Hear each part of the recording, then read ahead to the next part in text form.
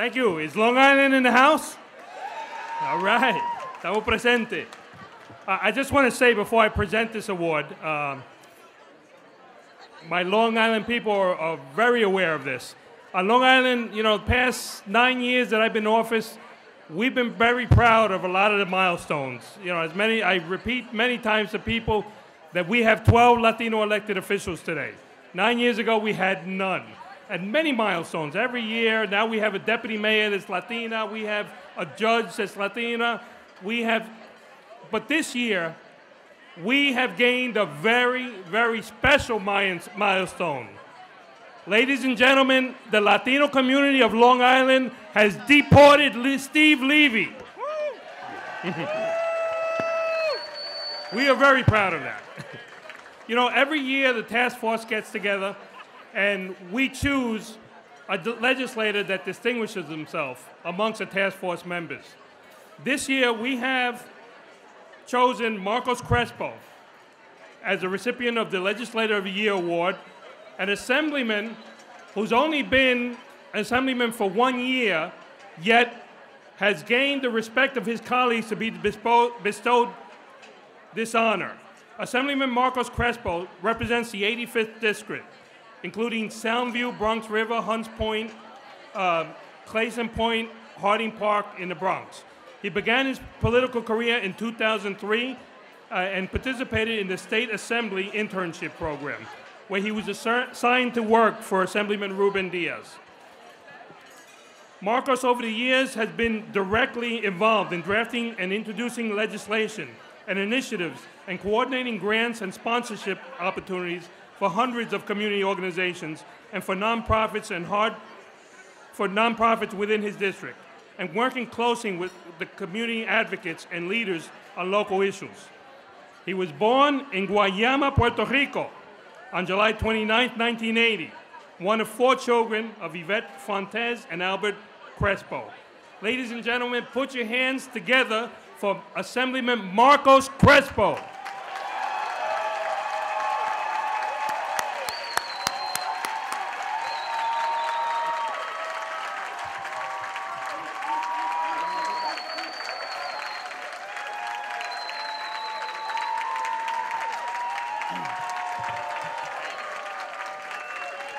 In the words of Jay-Z, thank you, thank you, thank you, far too kind.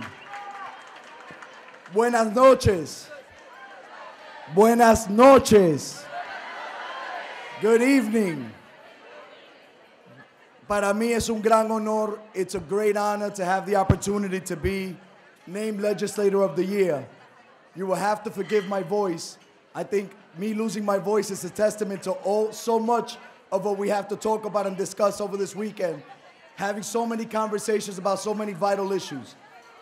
You heard a little bit of my biography, and earlier today I had an opportunity to reminisce on my opportunity to be here today. Not so long ago, I was a student at John Jay College. John Jay's in the house. And as a student at John Jay, I didn't have a clear vision for what I wanted to do. I know my father, who was a painter by trade. We were laborers. I didn't know about wearing suits. I didn't know about giving speeches. I knew about putting on a uniform at 5 o'clock in the morning and working until whatever time it was done so we could make $1 out of that subcontract. That was the life I knew. But I took a chance, and CUNY and John Jay gave me an opportunity to intern in the New York State Assembly. And then another great friend and leader in the Latino community, Ruben Diaz Jr., gave me an opportunity to learn. He taught me the ropes. And then his father, another great Latino leader, State Senator Ruben Diaz, hired me. And without the experience, gave me an opportunity to not only work in his district office helping constituents, but gave me a chance to come up to Albany and learn about legislation and the legislative process. And now, it's an honor to have the opportunity to work alongside a delegation that includes living legends like Jose Rivera, like Carmen Arroyo, like Phil Ramos, like Felix Ortiz, individuals who are pioneers in their own right, individuals who are not only colleagues, but have taken the time to help a young man like myself and some of my colleagues who are new in the Assembly to learn. Now, you all heard today Chuck Schumer talk about those areas that are important in our community: mental health, education, health services, higher education. He talked about how we know that those are the areas that we need to protect in order to give our community an opportunity. We also heard our Senator Gillibrand say que Dios ahorca, aprieta pero no ahorca. Y habló que nuestros niños no se pueden quedar atrás. Yet, we also heard from Governor Cuomo talk about how state agencies and his administration is going to make sure that the MWBE legislation, which I had the opportunity to work on last year, isn't just another bill that got passed and another press release, but a real framework for opportunities for minority businesses throughout the state of New York. You could clap to that.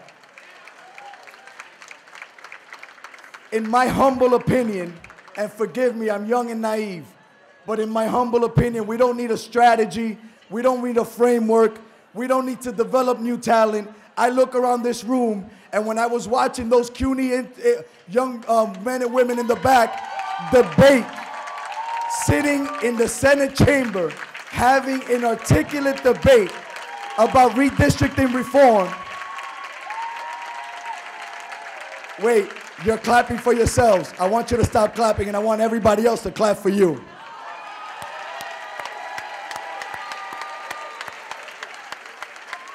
I listen to those young voices, and I look around this room. We have friends in labor and business, in public policy and public service, in every area. We have the people. We know what we need to do. Now is the time for action. We must all work together to get the job done. No more excuses. We will not be taken for granted. La comunidad latina está aquí para quedarse y para seguir creciendo. Que Dios los bendiga.